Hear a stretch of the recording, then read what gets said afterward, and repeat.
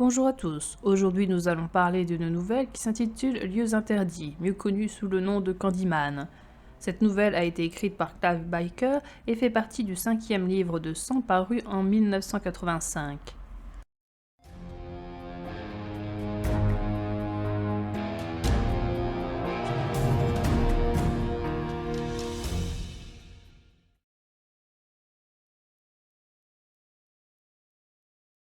Dans la cité de Spector Street, Hélène y photographie des tags. Elle prépare une thèse intitulée Le graffiti sémiotique du désespoir urbain. Une femme qui s'appelle Anne-Marie passe et lui demande ce qu'elle fait. Hélène lui explique. Anne-Marie est accompagnée d'un enfant en bas âge appelé Kiri. Pour Anne-Marie, les graffitis sont des saletés. Elle dit qu'il y en a aussi à l'intérieur des bâtiments. Hélène est intéressée. Anne-Marie va jusque chez elle et elle lui montre les bâtiments en question.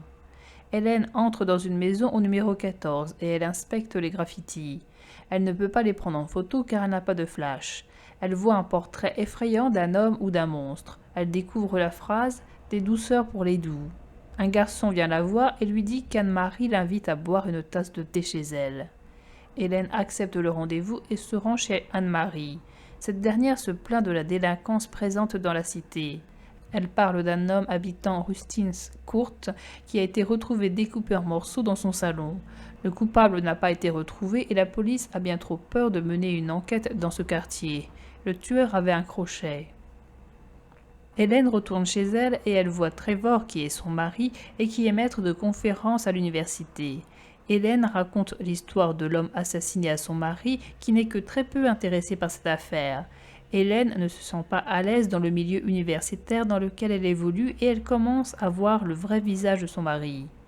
Hélène retourne à Spector Street dès le lendemain.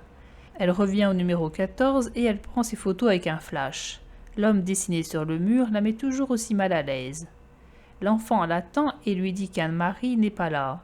Elle le questionne à propos de l'homme assassiné mais le garçon n'en a pas entendu parler. Elle interroge des femmes à Rustins Court.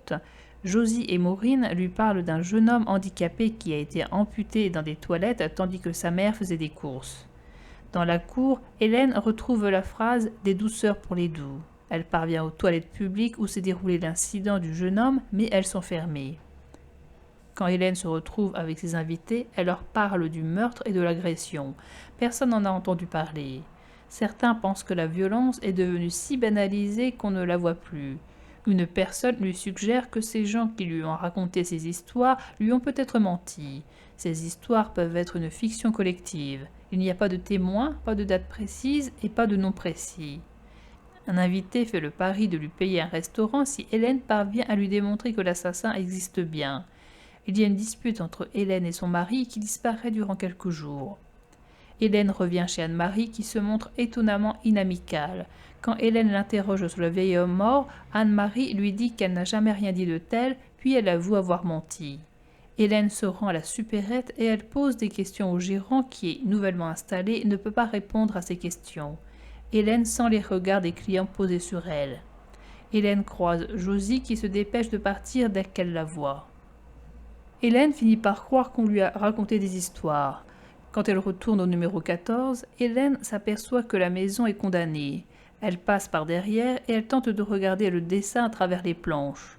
Il lui semble avoir vu quelqu'un passer. Quand elle s'approche de nouveau, elle entend un gémissement et quelque chose gratter les planches. Elle pense qu'il s'agit d'un chien qui a été oublié là. Elle quitte la maison.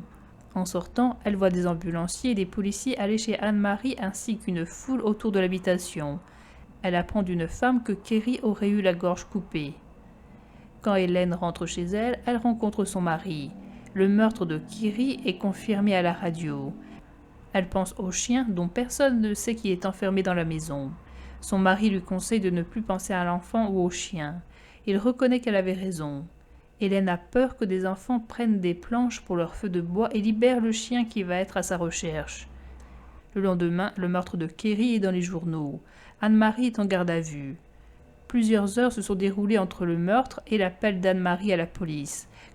La veille, quand Hélène est entrée chez Anne-Marie, l'enfant était déjà mort. Elle décide de dire à la police ce qu'elle sait. Elle apprend que tous les habitants de quartier se taisent. Quand Hélène interroge l'inspecteur sur les autres meurtres, il dit qu'il n'y en a pas eu. Elle pense que ces fausses histoires ont pu permettre à des personnes de ne pas commettre de crimes. Quand elle revient chez elle, son mari lui apprend qu'un de leurs invités lui a réservé une table dans un restaurant puisque l'assassin existait bel et bien. Anne-Marie a été libérée de sa garde à vue. Hélène revient à Rustine's Court et elle assiste à l'enterrement de Kiri. Elle se rend ensuite au numéro 14. La porte est ouverte. Elle entre et elle voit de nouveau le dessin de l'homme effrayant. Elle trouve des bonbons mais aussi des larmes ensanglantées. Un homme est à l'intérieur et il y a une odeur de barbe à papa. Hélène entend des bourdonnements et elle a peur de cet homme. L'inconnu qui s'appelle le marchand de bonbons lui dit qu'il est venu pour elle car elle a remis en question son existence. C'est sa non-croyance qui a fait que des innocents sont morts. Répandre des bruits sur le marchand de bonbons permet de s'en protéger.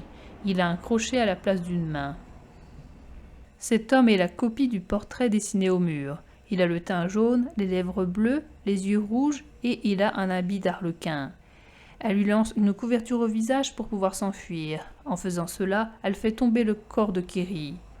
Hélène découvre des abeilles dans la cage thoracique du marchand de bonbons. Il ne peut pas l'obliger à mourir, mais selon lui, la mort paraît préférable car elle amène la gloire à la victime.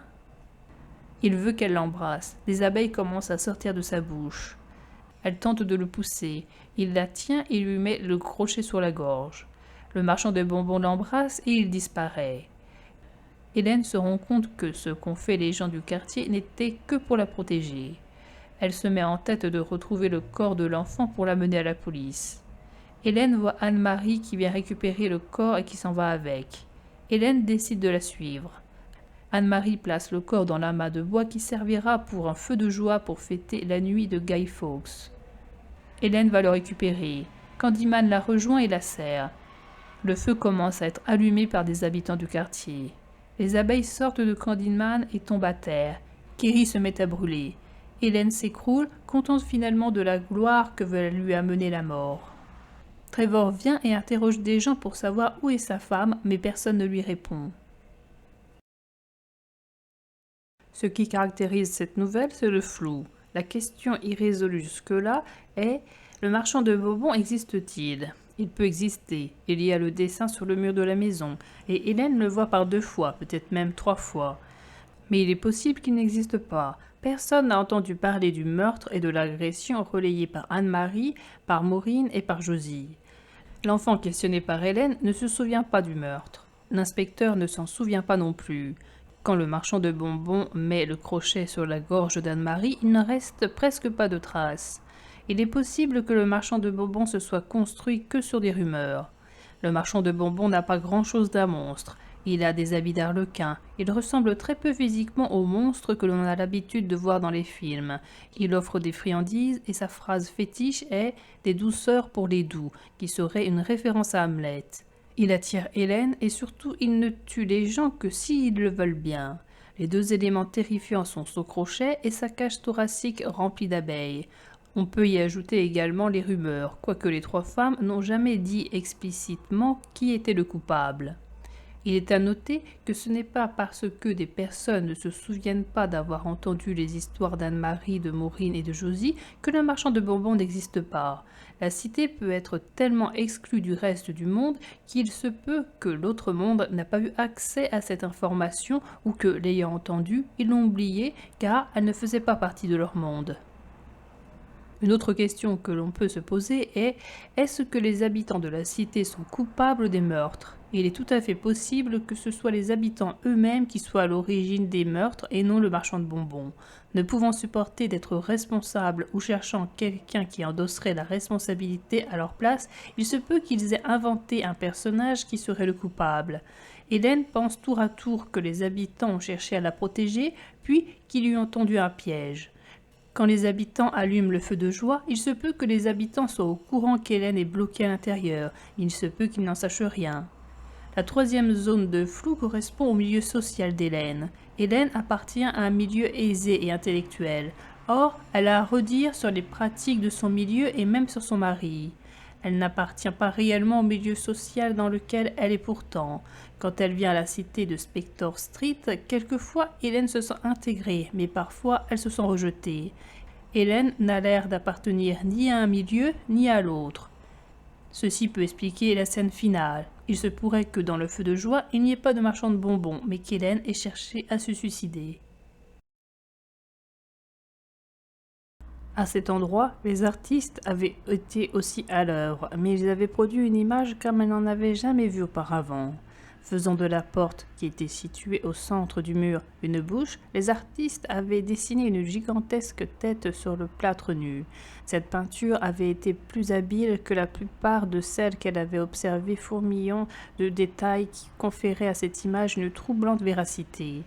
Les pommettes qui saillaient à travers une peau couleur de lait caillé, les dents, taillées en pointe irrégulière, qui convergeaient toutes vers la porte, les yeux du modèle, étant donné le plafond bas, n'étaient situés qu'à quelques centimètres de sa lèvre supérieure, mais cet ajustement physique ne faisait que donner une plus grande force au portrait, suscitant l'impression que l'être avait rejeté la tête en arrière. Les filaments noueux de ses cheveux irradiaient de sa tête pour parcourir le plafond. S'agissait-il d'un portrait ? Il y avait quelque chose d'étrangement spécifique dans les méplats de ce visage et dans les rides qui encerclaient l'énorme bouche, dans le rendu soigneux de ses dents vicieuses. Un cauchemar, certainement, la trace peut-être d'un délire dû à l'héroïne. Quelles que soient les origines de cette œuvre, elle était forte, même l'illusion de la porte-bouche fonctionnait. Les 3 couloirs qui joignaient la chambre à la salle de séjour faisaient une gorge passable avec une lampe abîmée en guise de luette. Au-delà du gosier, le jour brûlait dans le ventre du cauchemar. L'effet d'ensemble rappelait une peinture de train fantôme. Les mêmes déformations héroïques, la même intention avouée de terrifier. Et ça marchait. Elle restait immobile dans la chambre, presque stupéfiée par cette image, par ses yeux cernés de rouge qui la fixaient sans pitié. Demain, décida-t-elle, elle reviendrait ici armée cette fois d'une pellicule adéquate et d'un flash pour éclairer ce chef-d'œuvre.